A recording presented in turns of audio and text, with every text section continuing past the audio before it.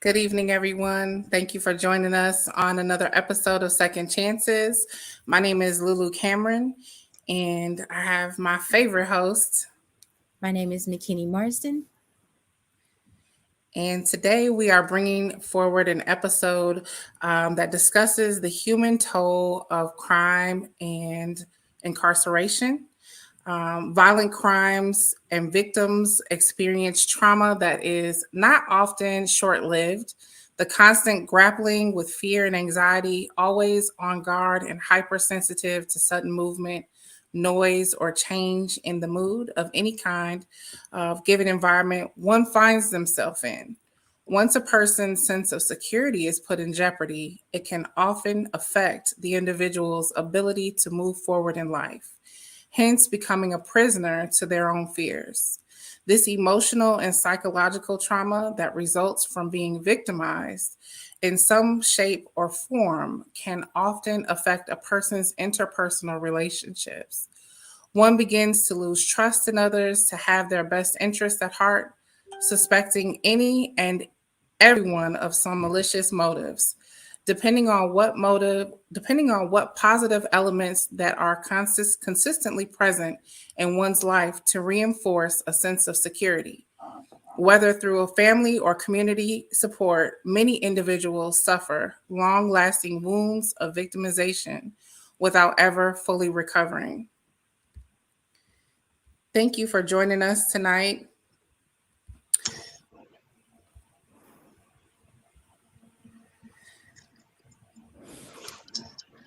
Okay, and we would like to welcome Rashid Edwards is an associate therapist with over 10 years of experience in behavior and success achievement strategies through speaking and coaching.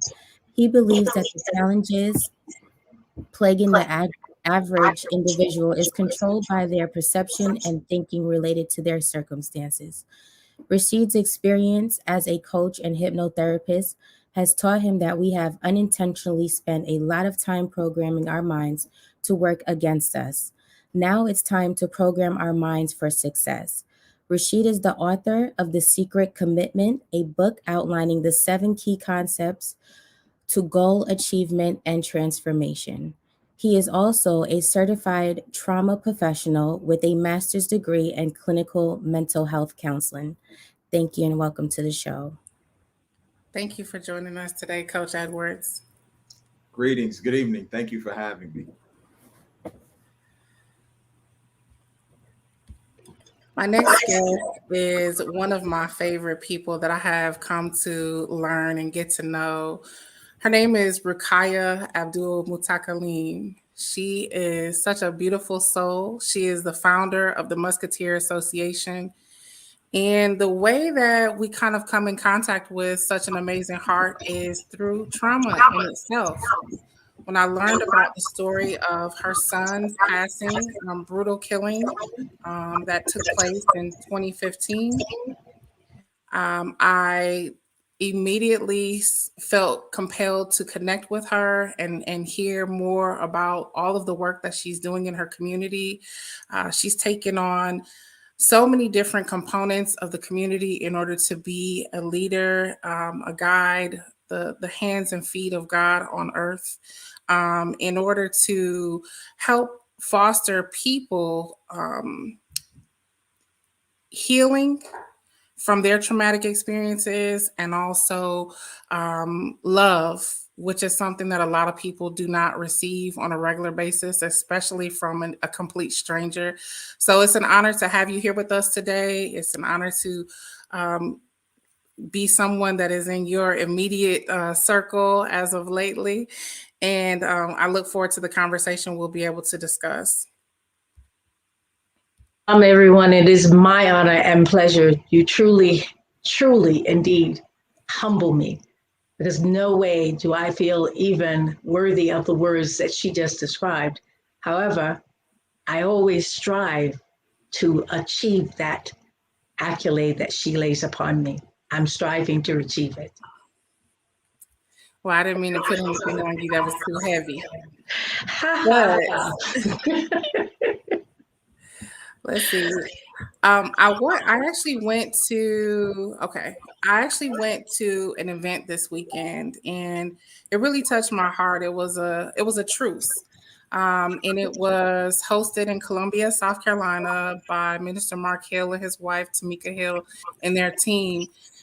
And when I tell y'all, that thing was the best event that I had ever been to. Organizing is in the community is really difficult because people will rather be disconnected from each other and from the truth. And they had a Pastor Levy Lawrence out of Louisiana. His team came and they did a skit. And so I wanted to share that with you all before we open our dialogue so that we can share that with our listeners as well. And we can kind of take it from there.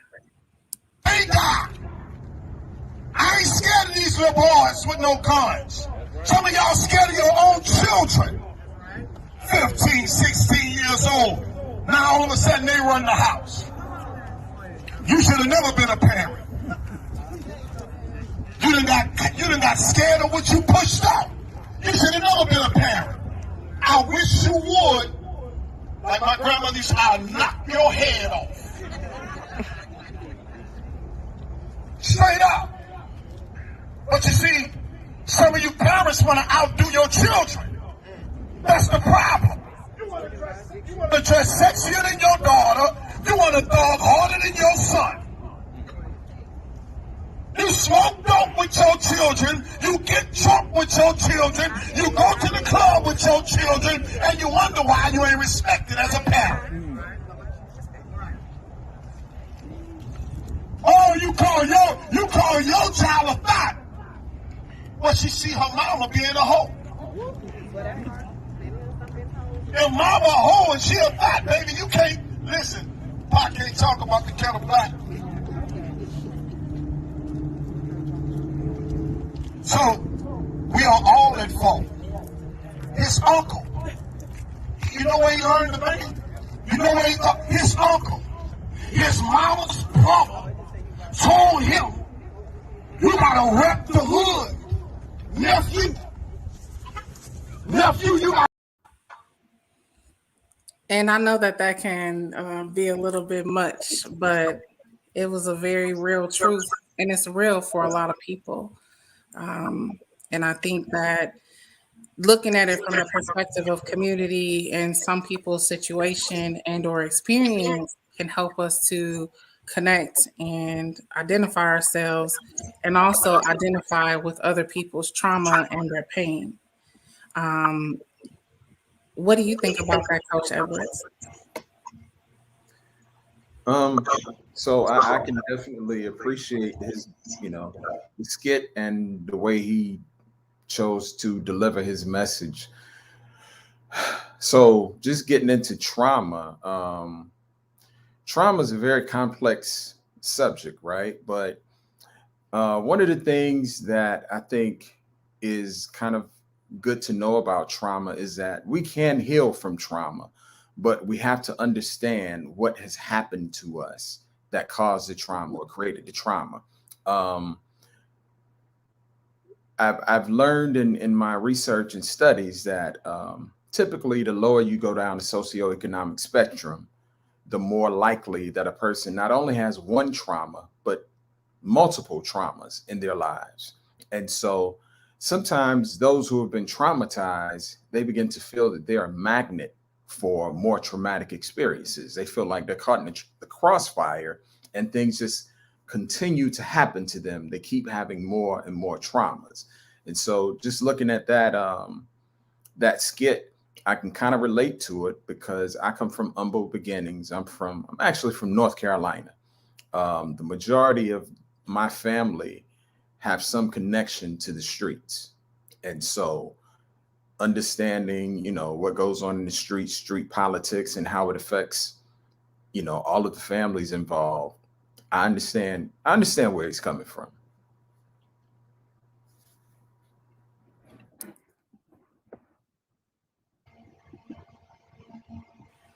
Rakaya?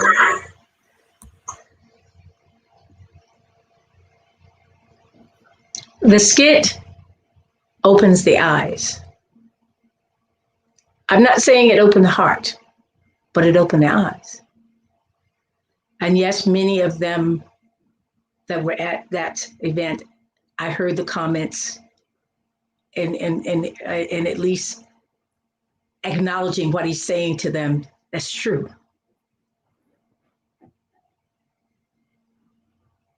Though my approach would have been a little differently, I respect every approach that people take to at least address the real enemy, and that is trauma. It is a disease. And if we keep looking at it in any other way, we will never, ever eradicate the pandemic of trauma. That means our pandemic of crime will not decrease. So the first step is to get the people's eyes open. If you can get their eyes open, you have a great chance of affecting their hearts if you are standing on that truth and bringing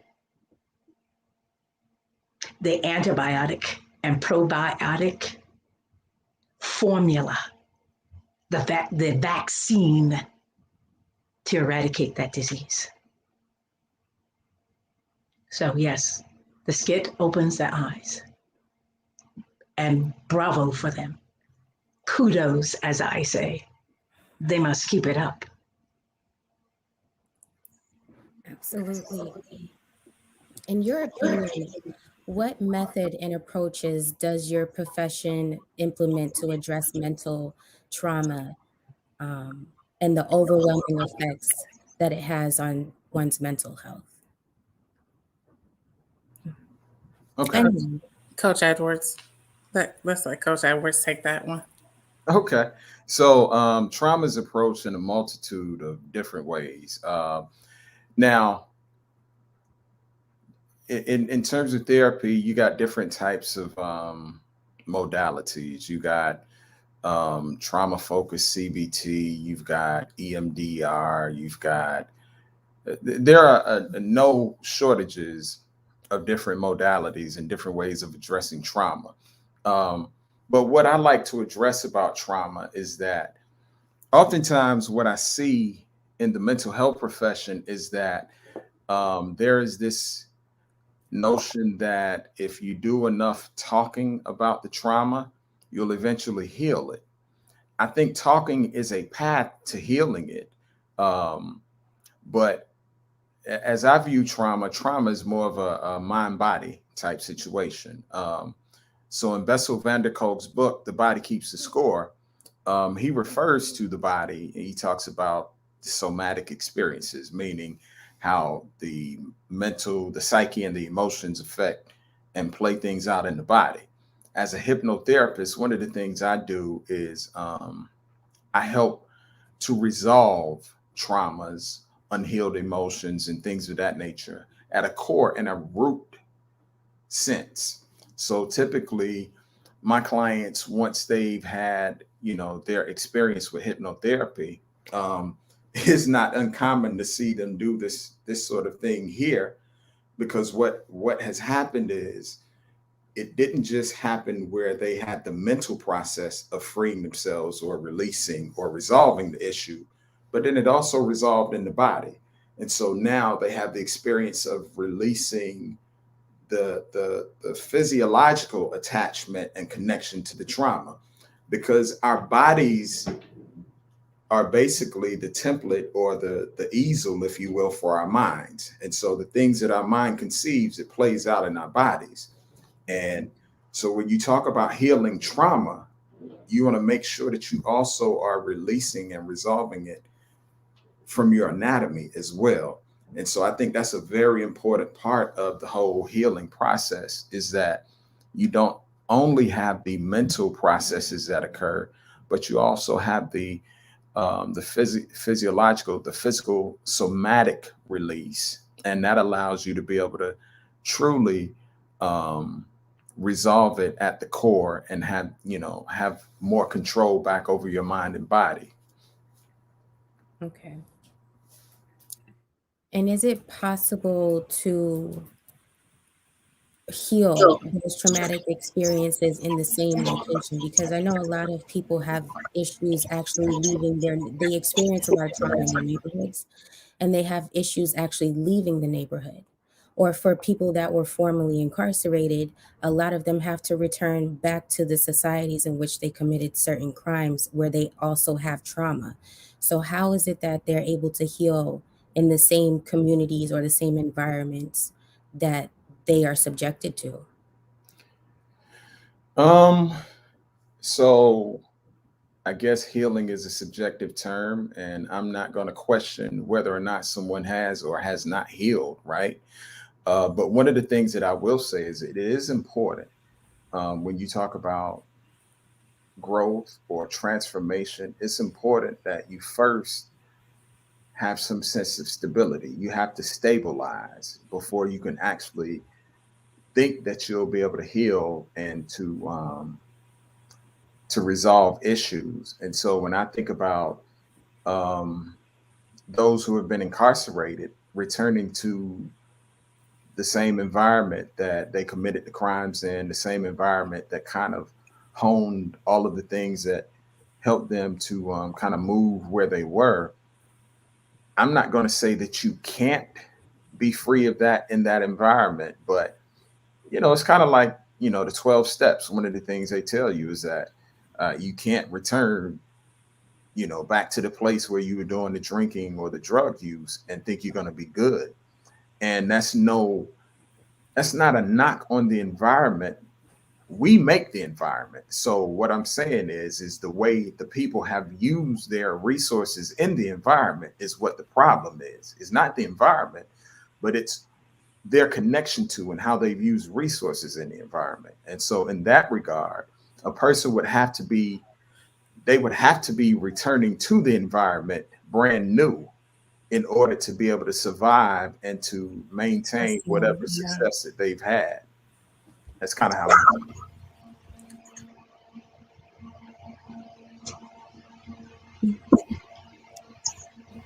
That's a good answer. Sorry about that. Rakaya, what do you think about that? I want to take it from a layman's point of view, because many of us, as much as we would like to hear, and we do like to hear what a person has dedicated their lives to and became at their master's degree in or PhD in, it still doesn't always help us understand how we, the layperson, can deal with that, our own. And the way in which we phrase the wording of healing the trauma. I prefer, and I've noticed that it does work with the people that I've come encounter with, is healing from the trauma and rising above it.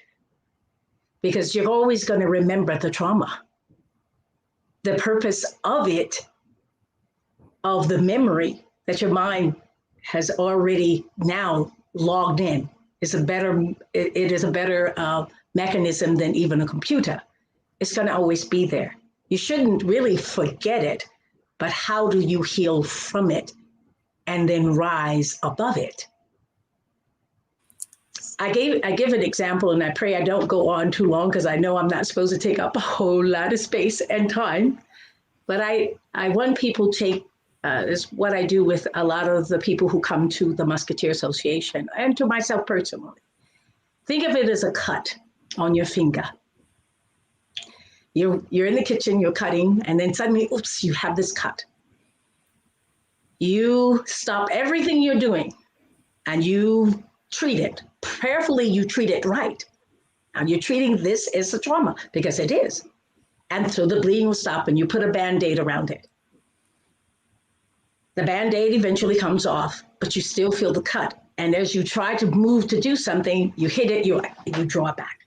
Every time, until, if you've treated it right, one day, without really noticing it, you start moving out, and you move out some more. And you're no longer pulling back, and you're stretching out, and you're stretching out, and you're starting to grow now and go forward. But you remember what caused that cut. You may even still see the cut, but it doesn't hurt. You know, though, That cut you'll not do again because you remember how you got it. So Right. you'll avoid that. Trauma is like that. And it's not that you're supposed to forget it.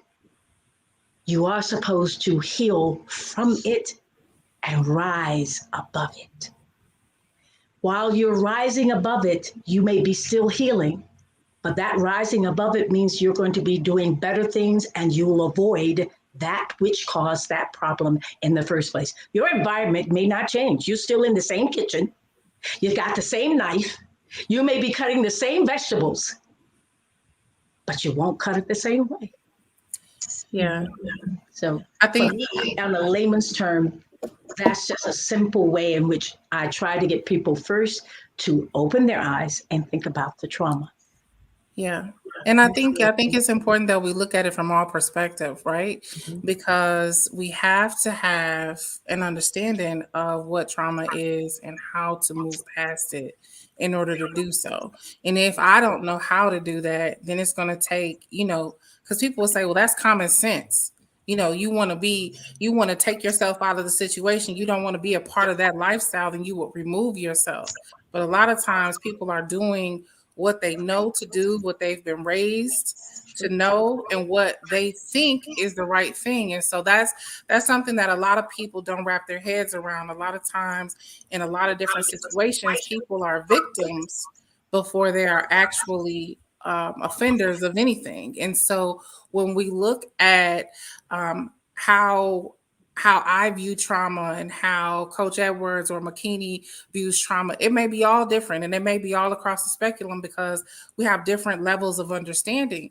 But the key part, and something that was said in the skit, The Funeral is Canceled, is that if we see people who don't understand and we don't try to help them or be a part of the solution, then we're just as much a part of the problem.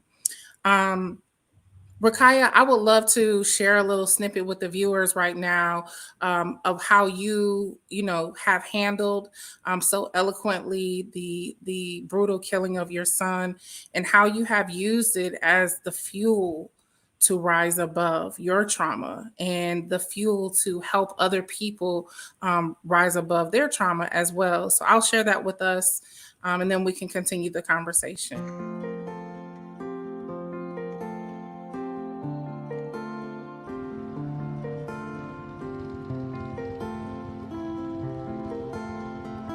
They left him lying in the street, in the gutter. What's the address of your emergency? In Thomasville. Somebody looked like they'd been shot in the head. Ran on the ground. People around till they heard a gunshot.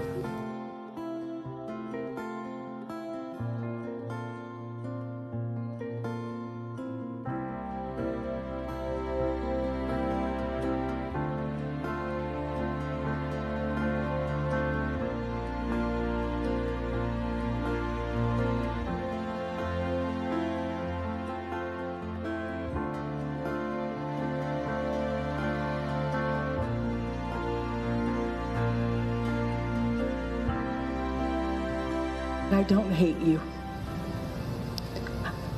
I can't hate you. It's not our way. Showing rahmah, mercy, that is our way. And you were a baby, and you are still a child. His death was already ordained. Maybe the purpose is to save your life, because you're not going to be killed by this society. My family would like very much to be a part of your seeing a better way of life so that this does not repeat itself, because I will always be a part of your life. Any life that you take is not just one life.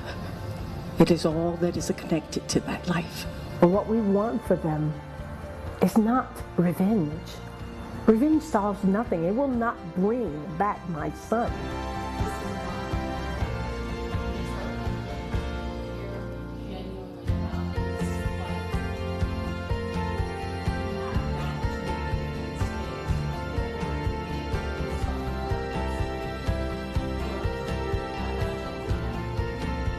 If I do, I want You can only see how to help them when you have forgiven truly from your heart.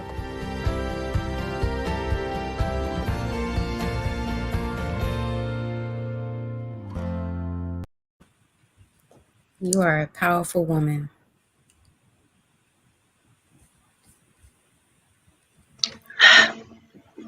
Very powerful. That takes a lot of strength to sit in front of the people that have murdered your son and left him out in the street, the cold. Your child, your baby. I have a son. You know, I'm pretty sure we all have kids, and I'm a new mom, but just, you know, seeing how you handle that situation, people need to know what you know and how to handle themselves in those kinds of situations and throughout life, because whatever it is that you possess within you is like, it's a gem, and people have to understand what it is that keeps you together and balanced, because I feel like there's so much imbalance in people for why they're not even able to address certain traumas. That is powerful. And I'm sorry for your loss. It never gets old for me. I've seen this video so many times. I do tell people that it took 2 years, not 2 years of me soul searching, not to be angry. No. The first time I saw the boys in court, because they caught them 3 months afterwards, and then within 6 months we're at juvenile court, I was totally shocked. They were babies. Baby face. If I saw every child, including my own grandchildren and children, in their faces, and knowing what I know about how children are born, that shocked me, because all children are born with 5 wonderful gifts, every child, and that we didn't put it in them, and it was given to us. Those children were given to us with that gift. And those 5 things are: they're born with light in their eyes, joy in their voice, hope in their hearts, a curious mind, and they're always reaching up, reaching. Now I knew, and I know that about every child. They could be born blind, short arms, no legs. Joy, that child has no idea what's not there. All they know is they're happy, they are joyful, they got light, they got a lot of hope. And even if they got stubby arms, they don't know their arms are stubby, they're still reaching up. So when I saw those babies, I didn't say, why me? Or why my son? I said, what happened to those children? They're not born lying, stealing, cheating, hating, racism. They're not born with weapons in their hands. What happened to them? And for 2 years, I tell you, 2 years, I searched. I asked about them. And when I lifted up the curtain and I saw all that horror happening to children across the spectrum, my heart broke, literally broke, because they didn't ask to be put into this world. And our responsibility, once we have them, whether you're 13 years old or you're 45 years old or 99 having a child, your responsibility is to cherish that gift they've been given and show them how to reach for the universe to catch their star, because they are our future. I could not, knowing how I understood life, simple, It's not hard. It's not complex. It's not even difficult. Life is to be lived with love, with forgiveness, with humanity or humane behavior, and with a gratefulness. And if you're not doing that, what are you doing? And if you cannot forgive children, who can you forgive? I know why my son was in that community. I know what he was doing.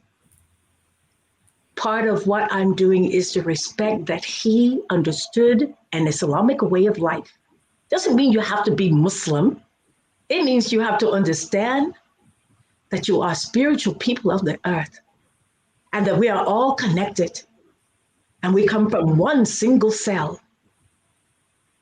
That innate law, how children are born, every child, rich, poor, black, white, blue, green, purple, checkerboard.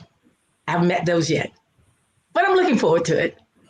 They are to have the right to have love, to understand life, to strive for whatever gift they've been given, to reach up and do amazing things, catch their star. You have a beautiful child I haven't even met, young lady. And I promise you, if you keep this positiveness that you have in your heart, your child will rise and find a beautiful star waiting for them. And they will do amazing things. Wow, thank you. Words of wisdom. Yes, definitely. You can always count on Rakaya to point out some of the most intricate parts of human growth and development. The important things that are there and the important things that are missing. I think that it's really important that we identify with what trauma is, and that we give it a firm definition. So I don't know if you want to do that, Coach Edwards. If you want to talk how you would define trauma, because I think it's important for us to address some of the traumas that happen to people in their childhoods that take them into adulthood, that kind of foster and develop the person that they become. Yes. So trauma is a condition that develops when something has emotionally impacted an individual to the point that their brain or their mind is unable to process. And so it becomes a clinical issue that they're unable to process. So I think, let me kind of explain that one of the main functions our brains does is that it works to constantly make sense of what's going on in our environment. And so it filters out millions and millions of bits of data to sort it out and to process where this input from our environment goes. Now, trauma is not a disorder. It's actually the way our brains are supposed to function, okay? Because a lot of times people say, well, PTSD, post-traumatic stress disorder, and you're not out of order when you're having and experiencing PTSD. This is the way our brains are designed.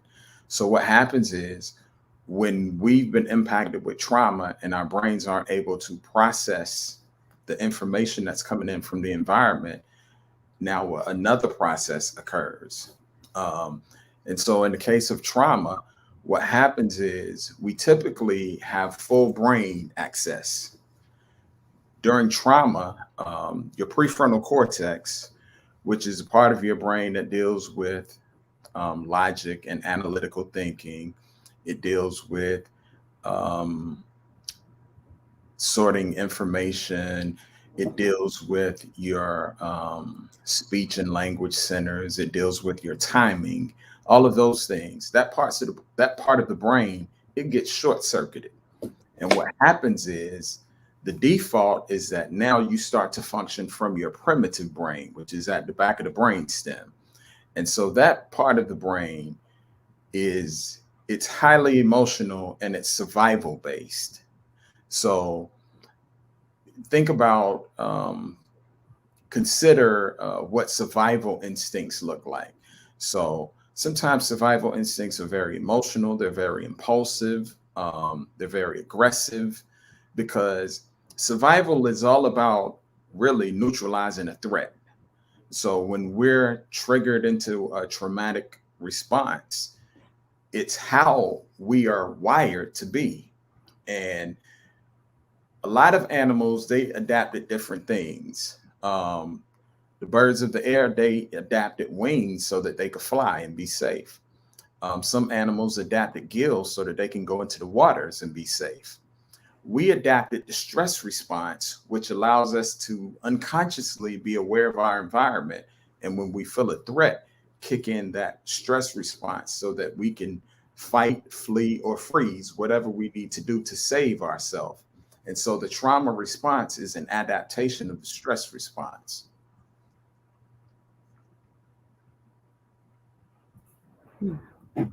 I think it's important for us to understand that. And even it's funny that you brought that up, because even as I was going through, researching how I wanted to kind of be able to discuss this today, I have in my notes some information about, I'm not sure how you pronounce it, amygdala. Amygdala. How do you say it? The amygdala is the Yes. alarming center. Yep. So I mean, I was, we're right on the same wavelength as far as the importance of those things. And just for anybody who doesn't know, I was doing my own research. That's the part of the brain which helps to stimulate our fear response. And when it's stimulated, it tends to trigger aggressive behavior and put many in a fight or flight mode. So, I mean, it's just always interesting to learn something about yourself and the human body and how we respond to things, or how we don't. And I guess maybe that ties into my next question. What are some of the, I'll say, what have you discovered in your work, Coach Edwards, that to be like a common denominator for people struggling with an unfulfilled or unperformed life, social, emotional, occupational, etc.? How do you or others in the profession attempt to address this need? So what I find is typically people have some unresolved negative emotions, that have become so deeply rooted in who they are that they become unable to release. So to give some background, right? When we're born into this world at the point of conception until about 5, 6, or 7 years old, we're going through an imprinting period. And essentially all that means is that every experience we have, it goes directly into our minds and it's printed into, for lack of a better term, the whiteboard of our minds, the chalkboards of our minds. And so up to about 5, 6, or 7 years old, because our brains are on a slower brainwave frequency, all of the information comes in unchecked and unchallenged. Now, when we hit about 5, 6, or 7 years old, our brainwave frequency ramps up to a faster frequency. And this is where the critical mind develops. But the point that I'm making by saying this whole imprinting period, is that the imprinting that we have is like a mental map for who we are and how we interact and engage with our world. And so I think the most interesting thing that I've come to learn about that is that we don't see the world as it is. We see the world as we are because of our mental map and our imprinting. And so when you consider those things, it makes sense that a lot of people speak about, well, this happened to me and that happened to me and I haven't been able to get over. Now, it's kind of like, to some degree, you could say that these things are hard coded, but because they're hard coded doesn't mean that you can't change, you can't transform, and you can't get over those things. It's just you have to have the appropriate know-how. You have to know what's going on and how to deal with those things. But you know, as Mrs. Abdul Mukhtar, as she was saying, you know, you can overcome the trauma. You can heal from the trauma and rise above it. It's just you have to understand how it works and how to do so. But it's possible for all of us. And I think one of the biggest things that I see with people who, again, aren't living a fulfilled life is that they feel like they're stuck. You know, one of the things about trauma is certain things will have this whole scenario looping in their minds over and over again. And I say, remember, I talked about your timing center, your speech and language centers, and things of that nature. So a lot of times people who have PTSD, when they have a traumatic trigger, they feel like they're right there in the experience again because your timing center has been affected. Sometimes people don't know how to articulate themselves because the trauma is so overwhelming, but speech and language center is affected. And so we could go down a list of different things about how people react. But it's this trauma, I just kind of reduce it to an unhealed negative emotion that is stuck physically in our minds and in our bodies. And I treat one trauma the same as I treat others, in the sense that I understand that we can heal from these emotions, but we just have to know what we're doing and how to do so. It's one of the reasons why I like second chance. Second chances it's right in the frontal lobe of you. It's telling you every time you read it, you got a second chance. Don't deny yourself that. Like I said, that cut, you have to heal. And the process of doing it the proper way will then, once you've done that, you may have a lot of cuts there. Because remember, the child came with no cuts. Absolutely none. The time in which, and I deal with mostly the children. I do deal with the adults, but I advocate for the children because that is where they have still this opportunity to know that someone cares. Let's start the healing process with you. The adult, the child, the guardian can see how the child is healing. It will affect them. And you still try to bring them in by using the phrases, a second chance for you too. This is a second chance for you too. Mm-hmm. No, I definitely, I agree with that for sure. We don't have any throwaway people on this on this show here. The objective is to help the United States of America to begin to right the wrongs of its systems and the systematic oppression that plagues many people.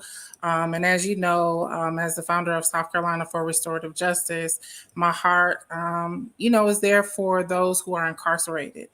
And I think that it's very important that we also understand that those adults who are still broken, who are stuck in the system, who have committed crimes or wrongdoing somewhere along the way, were once children who had experiences that they never healed from or were never taught how to overcome or rise above. And so what I often see and what I always try to encourage those who I do come in contact with is that, your life matters just as much as mine. And that as long as we get up each day and we fight for ourselves, I saw someone post earlier, I'll never give up on me, and we have to have that mindset of continuing to fight through some of the dismay, because I can tell you it can be a little bit disheartening when you talk to people who have been incarcerated since they were 18 years old, 16, 17, 18 years old. Now they're 40 plus years old.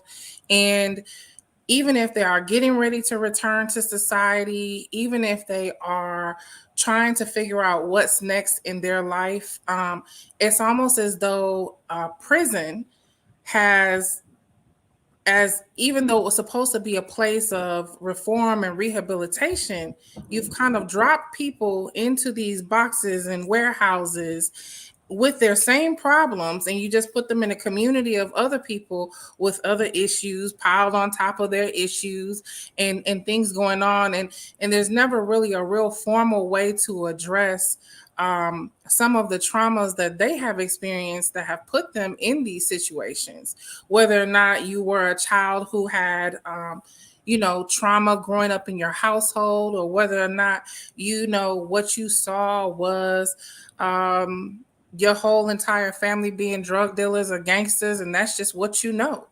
And the list goes on in regards to that, but I think it's important that we identify that every single person who wants an opportunity to change can.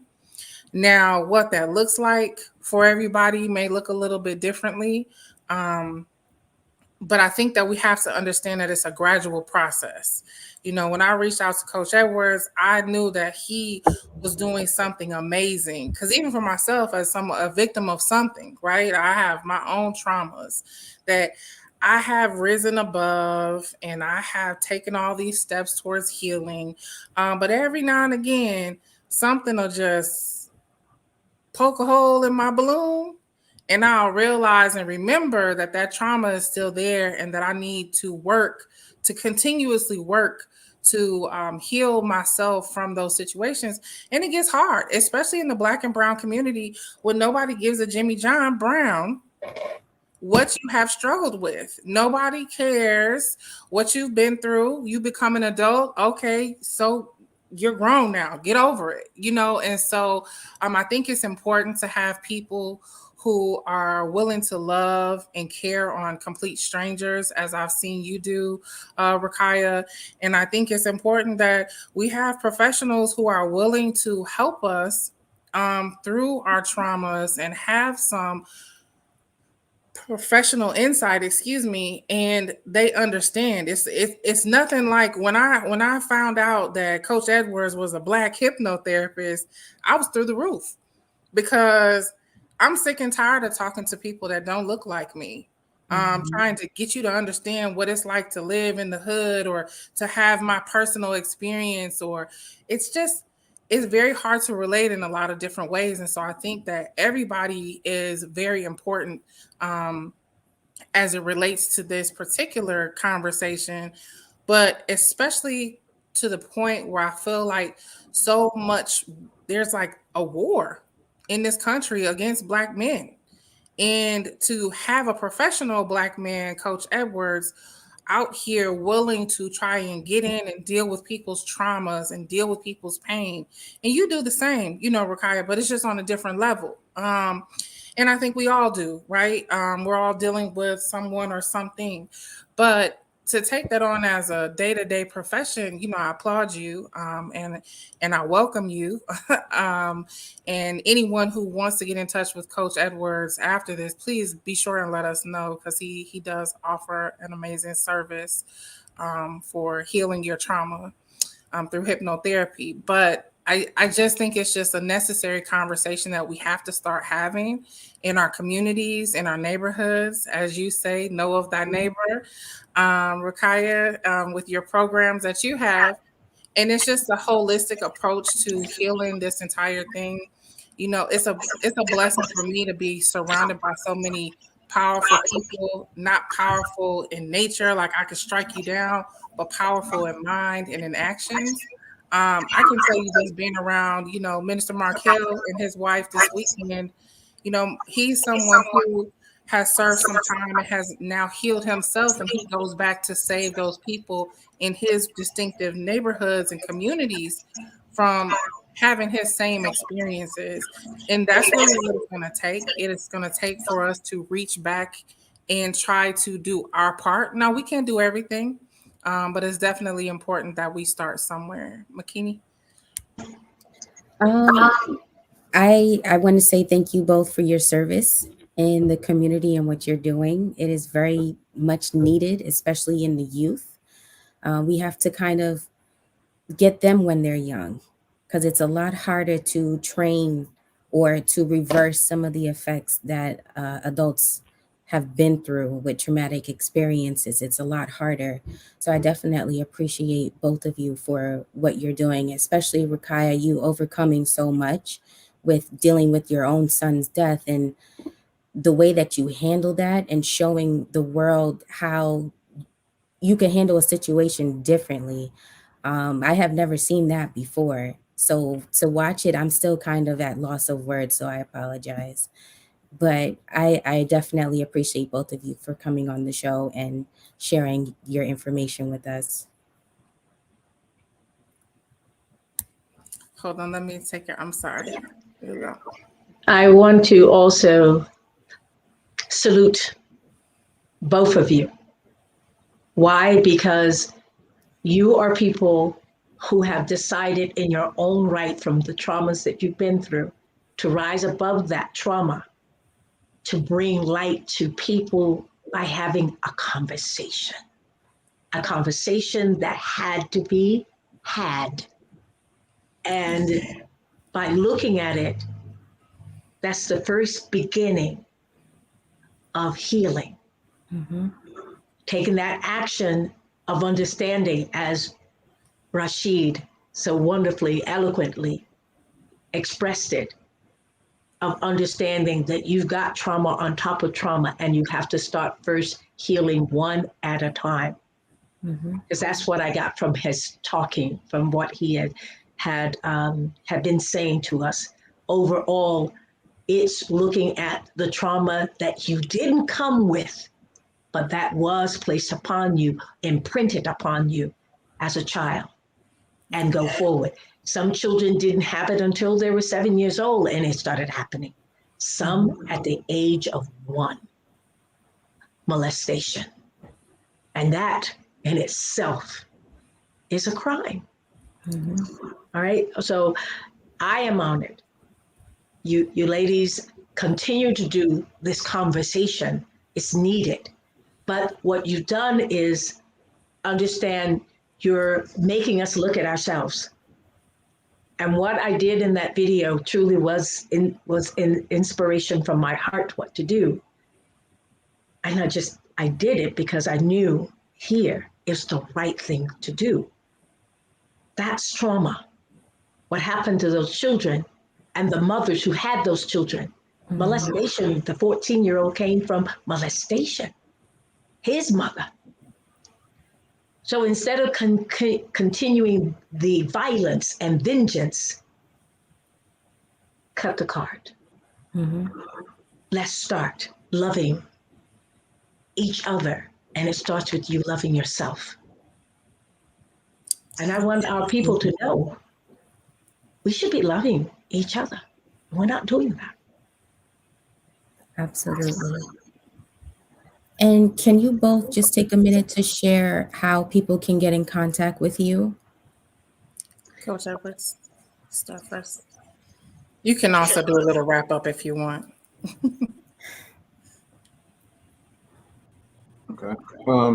So you can reach me at my email is coach@mentalinfinity.com.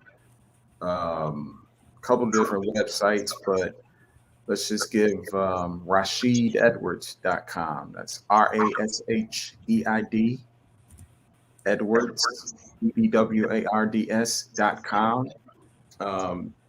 There's a contact form on that website, and you can reach out to me there. Okay. As for me, as for the Musketeer Association, it is the musketeerassociation.net.com.org. You can reach us that way through the website. The email address is one for all and all for the number 1 at hotmail.com. Simple. Best way is to contact Lulu Cameron. This woman knows how to reach me Even if I was out in the middle of the Gulf somewhere, she would reach me. I can't go too far. The Musketeer Association on the Facebook page. Like us on Facebook. You'll see one of my own, my personal, Rukaya Abdul Mutakalim, reach me through that. The telephone number, I do not shy. You can text or call the number 937-304-8854. You can text. Text is the best way to reach me right away. And then from there, we'll go. Well, all right then. Y'all giving away all my secret accesses. I will definitely get it updated, get everyone updated with the information. Also, if you guys are interested, Coach Edwards has a book called The Secret Commitment, and you can definitely find that on his website. You can look it up and purchase that as well. For anyone who is on their journey to healing and being great. So I thank you all for being a part of our show today. It has been an absolute pleasure. The conversation, it's always good to have good conversation with great people. And like you said, starting the conversation, starting to tinker and toy with people's minds, if you will, because that's what's important. A lot of times we don't think about things until they're put in front of us. And my hope is that we're able to change the hearts and minds of people who are in positions of power in this country in order to put us all in a better place at some day, shape, or form. So you being here with us today takes us just a step closer as we share our platform with legislators and people all around this country, as well as being a part of a grassroots efforts, because those people who are closest to the problem are also closest to the solution. And that's something that we know to be true for sure. Coach Edwards, I invite you to become a musketeer. And I shall join your organization on the website that you said. It's just going to take all of us working together. So please become a musketeer. Indeed. And just let us rise above this trauma as we're healing and help others do the same as one. Yes, Absolutely. most definitely. It's been a blessing. Makini, did you have anything else? No, just thank you both for being on the show. This has been an amazing experience. I wish we actually had more time because I have a lot of questions. We can do a second one. Absolutely. All right. Well, most definitely we'll be in touch if you guys want to hang around once we end. Thank you all for watching. This has been another episode of Second Chances. Mickey?